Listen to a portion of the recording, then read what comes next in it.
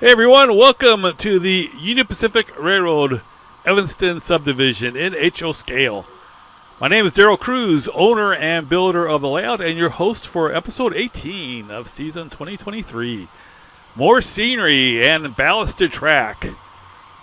Always good to see some additional scenery done, and the ballasted track always looks so much better and keeps the track nice and solidly in place. And we definitely have a lot of additional scenery done here, as you can see. I'll explain a little bit of how I did that. Also ballasted quite a bit more track. Almost have the entire peninsula scenic. Getting very, very close to getting that done.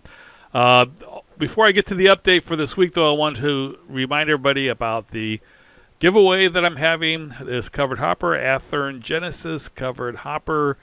Post in this video giveaway, as also in previous videos. Check the description for the official rules. Please be aware of scammers. I will not be emailing you. If you have won, I'll contact you through YouTube, and the announcement won't be made until Tuesday. I'll do a video showing the drawing and announcing the winner. So be aware of scammers. People have been trying to contact people, telling them that they've won. Now, before I get to the layout, I have this programming track here that I've been using for quite a while. And to be honest with you, I've been trying to figure out a way to do something a little bit more permanent. Have not been happy with this the way I've done this. It's just basically flex track with some wire soldered to it and connected to the DCC command station. It falls back behind the shelves a lot. It's hard to put the engines on there and get them on the track. It's kind of a little too low to do that effectively. Just not a real good situation. So I've been thinking about a way to do something a little bit more permanent, so that I can use the programming track a little bit more effectively.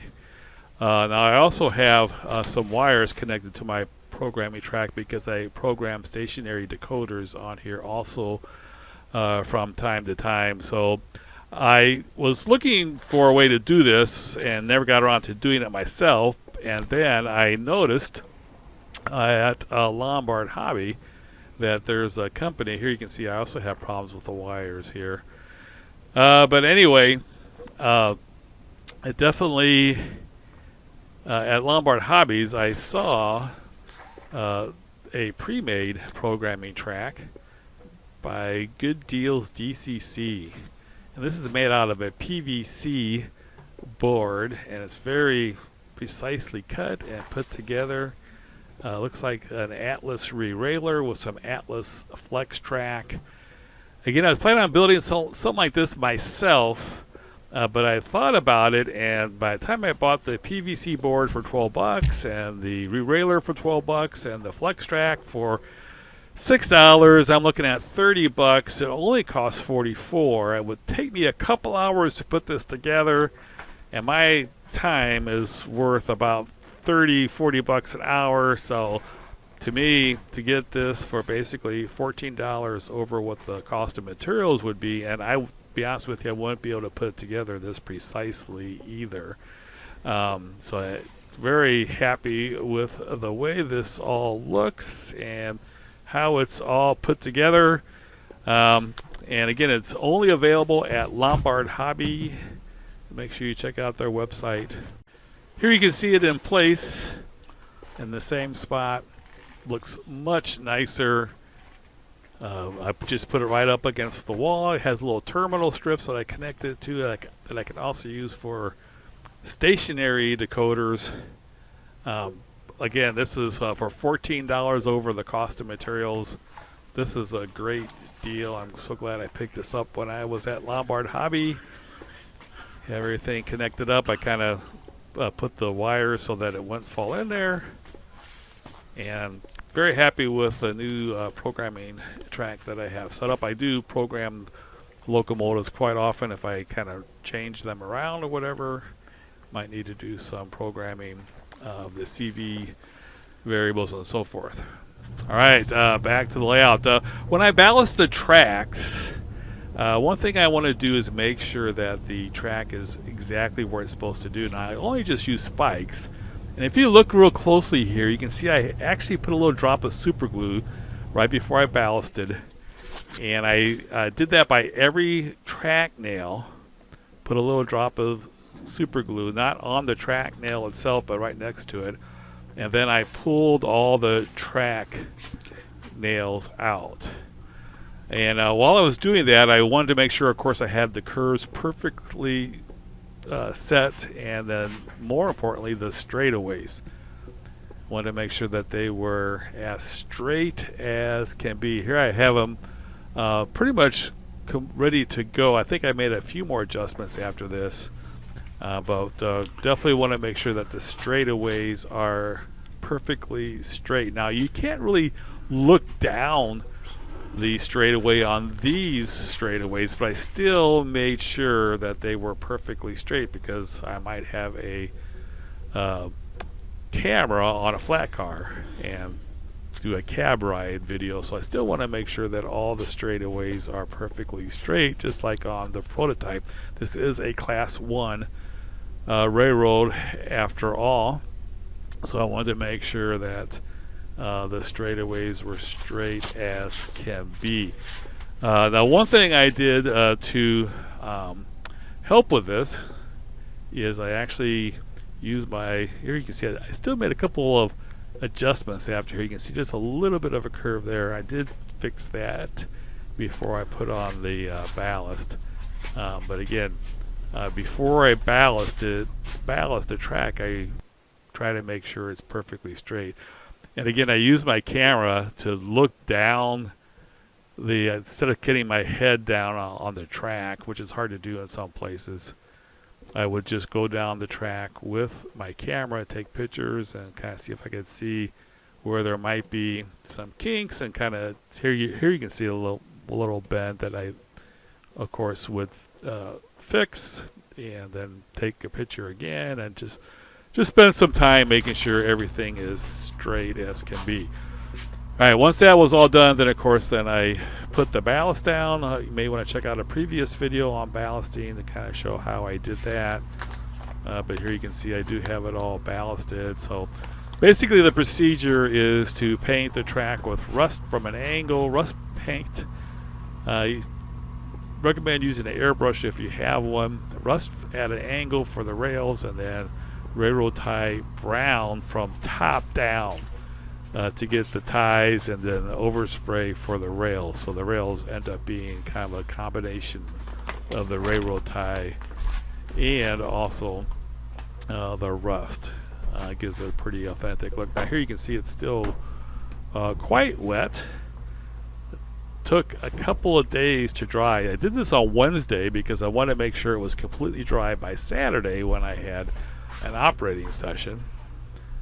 So it did take 2 full days. It wasn't until Friday night that it finally was dry, and it's important that it's dry because it gets detected if it's wet as occupied. Here's how it looks. Took some pictures so you can kind of get an idea of how it looks, and sometimes you can't always get good visuals of how things look. Now I actually took my Nikon camera, took some pictures, and then used Helicon software to do some stacking of pictures so that the depth of field was pretty good. Kind of see how it looks. Been trying to practice on when I get to the point where I want to take pictures for magazines. I can do that. Hey, here's some trains running on it, on the Scenic. This is Wasatch control point, and we're going through the control point. You can see the transition from not Scenic, lumber railroad, to then something that is a little bit more scenic. And then the ballast. I didn't ballast by the turnouts there because I thought I would do that control point all at once. This is a manifest freight train moving westward down the Wasatch grade.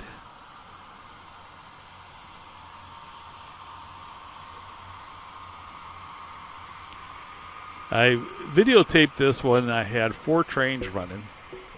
Did that this morning.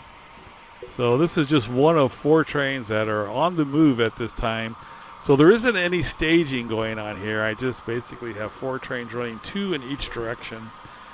And I just basically videotaped all 4 of the trains eventually.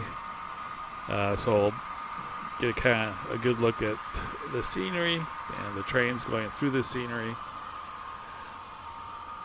I really like the separated main lines and the different elevations. It's one of the things that drew me to the Evanston Sub, the way that it goes through the mountains with 2 separate main lines. Also like the historical part of the Evanston Sub, the last part of the railroad that was built by the Union Pacific before the joining of the 2 main lines at Promontory Point for the completion of the Transcontinental Railroad. Here you can see it coming across the Curvo Bridge. I've been trying to transition over to calling it the flyover because I think that's what the UP calls it. So when we have operating sessions and we kind of refer to it, we refer to it as a flyover, not Curvo.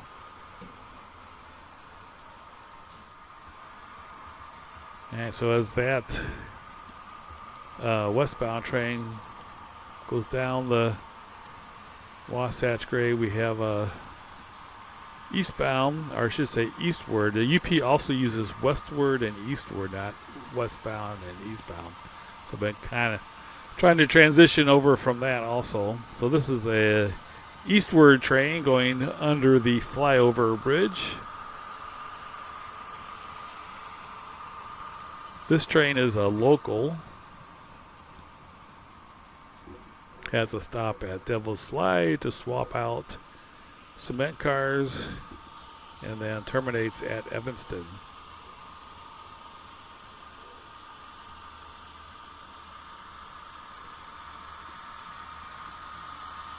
Some of the work that I still want to do on this peninsula is some static grass. I'm going to be doing some work on the backdrop. The backdrop needs to be repainted in a number of places. Also, we'll be placing some photograph backgrounds. So places where there's a valley, I'm going to be putting in a photo backdrop. So if you look where this train is going, right, not here, just be painted up at that area here. But then when the landform comes down and you have like a little valley here, so in this valley here I'm going to have a photo backdrop of some Wyoming mountains to match, hopefully as closely as possible, what I have on the layout. Going to be going out to the Evanston Sub this summer to get some photographs taken.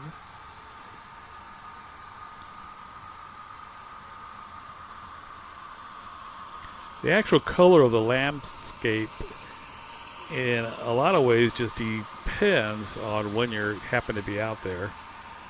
If you're out there when it's had some rain, it's going to be a lot greener landscape, as opposed if you go out there in a very dry period in the summer, then it's going to be a lot browner. So hopefully we'll get something, be able to get out there at a time when it matches.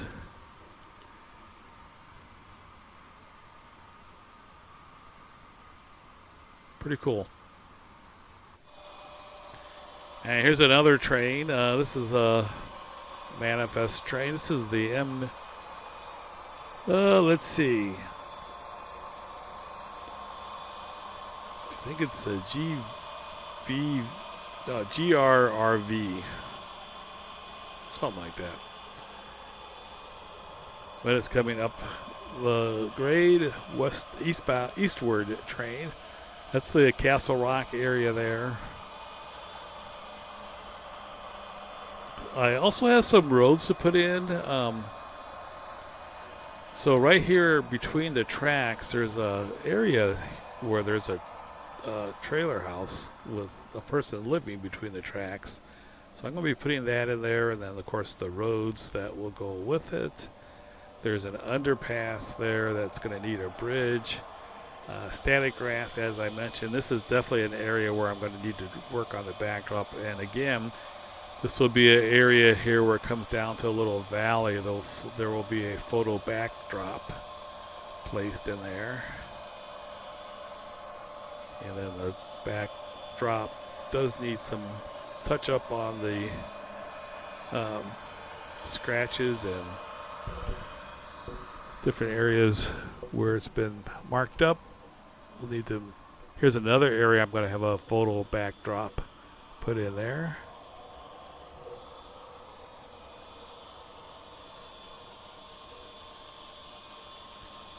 Was happy to have the operating session on Saturday.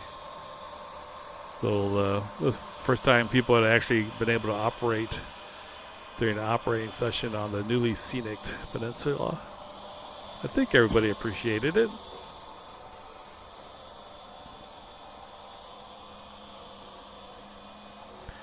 I am going to have my final operations video posted this week on the Evanston yard.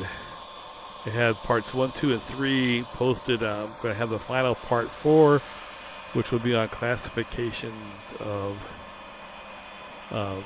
terminating trains.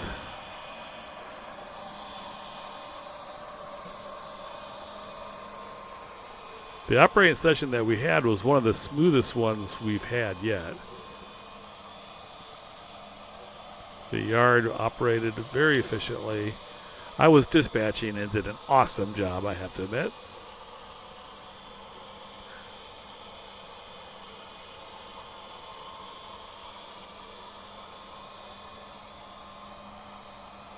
As it continues towards the Wasatch control point.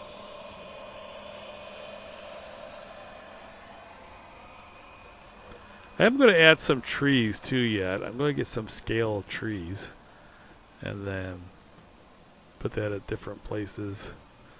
There aren't very many trees on the Evanston Sub, but there are places where there are trees.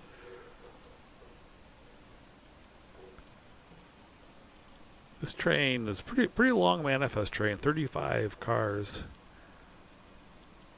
Our longest train is stack trains, and coal trains can get up to 45 wells or 45 coal cars.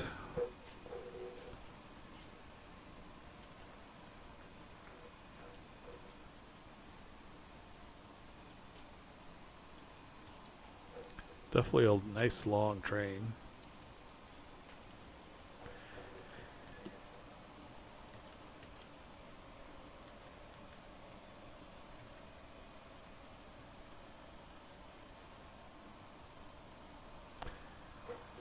Now, this is the last area of the peninsula that I'm going to work on. This is the UTLX repair facility. So I'm going to do the scenery up to here yet.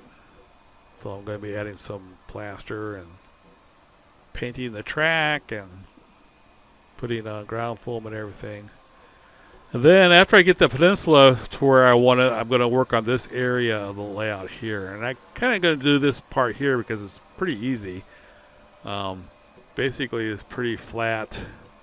Upper level is flat, and the Evanston yard is flat. So it shouldn't take too much to get that done. So that's going to be the next area. Finish the scenery on near the UTLX and then around the Evanston yard. Then I'll work on Morgan towards the Taggart tunnels and Devil Slide and so forth, and start working in that area. All right, one more train, and really appreciate you taking the time to watch this video. If you haven't yet, make sure you subscribe to the channel. Like this video, that would be much appreciated. Comments are always welcome. Make sure you comment giveaway if you want to participate in the giveaway. That's going to be awarded out again on Tuesday, May 9th. I am going to be posting a video showing the winner of the giveaway, so make sure you tune into that as we see it continue westward down the Wasatch grade of the Evanston subdivision.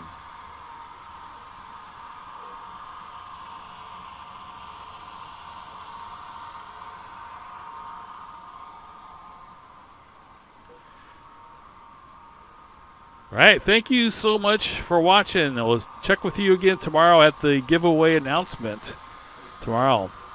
Take care, everybody. Have a great week.